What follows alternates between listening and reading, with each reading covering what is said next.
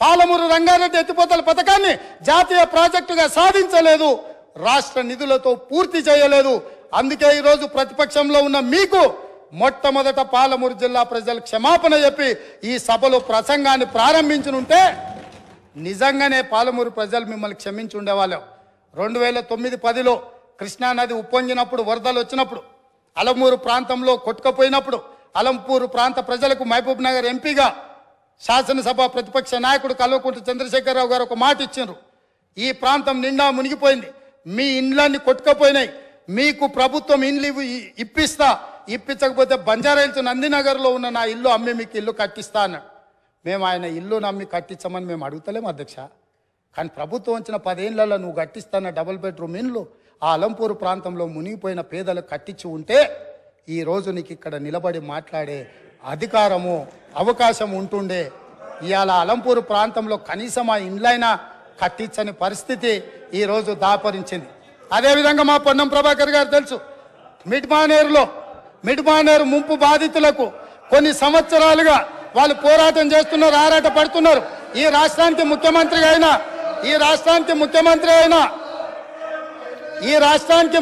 అయిన చంద్రశేఖరరావు గారు మిడ్మానేరు ప్రాంత పర్యటనకు పోయిండు. ఏం మాట్లాడిండు? రాజన్న ఆ ప్రాజెక్టులకు అక్కడికి వెళ్ళి నేను మీ ఊరు అల్లుడిని, మీరు మిడ్మానేరులో ముంపు బాధితులు, మీ అల్లుడు ఈరోజు తెలంగాణ రాష్ట్రానికి ముఖ్యమంత్రి అయిండు, మీకు అందరికీ న్యాయం చేస్తా, మీకు R&R ప్యాకేజ్ ఇస్తా, మీకు ఇండ్లు కట్టిస్తాని స్వయంగా తెలంగాణ రాష్ట్ర ముఖ్యమంత్రిగా ఆనాడు చంద్రశేఖరరావు గారు అక్కడికి వెళ్ళి మాట ఇచ్చిండ్రు. నేను ఈరోజు మిమ్మల్ని అడుగుతున్నా అధ్యక్ష, ఈ రోజు వరకు వాళ్ళు మళ్ళీ అదే వంట వార్పు చేస్తున్నారు, అదే రాస్తారోకలు చేస్తున్నారు, అదే ధర్నాలు చేస్తున్నారు. ఇదే పోలీసులు ఉమ్మడి రాష్ట్రంలో లాఠీ చార్జ్ చేసిన పోలీసులు వాళ్ళ మీద లాఠీ చార్జ్ చేస్తున్నారు. మా మంత్రి పొన్నం ప్రభాకర్ గారు ప్రతి నెల నిరసన కార్యక్రమాన్ని ఇప్పటి వరకు నిరసనలు కొనసాగిస్తూనే ఉన్నాడు. అన్నీ ఉన్న అల్లుడు నోట్లో శని ఉందన్నట్టుగా ఆ మిడ్మానేరు ముంపు బాధితులకు 10 ఏళ్ళైనా న్యాయం జరగలేదు. ఇది న్యాయమా? ఇదేనా ఈ రైతులను ఆదుకునేదని నేను అడుగుతున్నా అధ్యక్ష. అదేవిధంగా R&R ప్యాకేజీలో ఇండ్లు కోల్పోయిన వాళ్లకు, పేదవాళ్లకు ఇండ్ల పట్టాలు ఇస్తారు అధ్యక్ష. ఆ ఇండ్ల పట్టాలు రాజ్యసభ సభ్యులు జోగిన్పల్లి సంతోష్ కుమార్ 250 గజాలు ఇండ్ల పట్ట వారి పేదోడి కింద పట్ట తీసుకున్నాడు అధ్యక్ష. పర్ క్యాపిటా పెంచి, పవర్ పెంచి, శుద్ధమైన నీళ్లు ప్రతి ఇంటికి నల్లాతో ఇచ్చి, ఇవన్నీ చేసి తెలంగాణ సాధించుకొచ్చి అష్ట కష్టాలు పడి గత 25 సంవత్సరాలుగా ఒక యజ్ఞంలాగా దీన్ని తీసుకొని పోతా ఉంటే కాంగ్రెస్ పార్టీ నాయకులు మాట్లాడతారు అధ్యక్ష.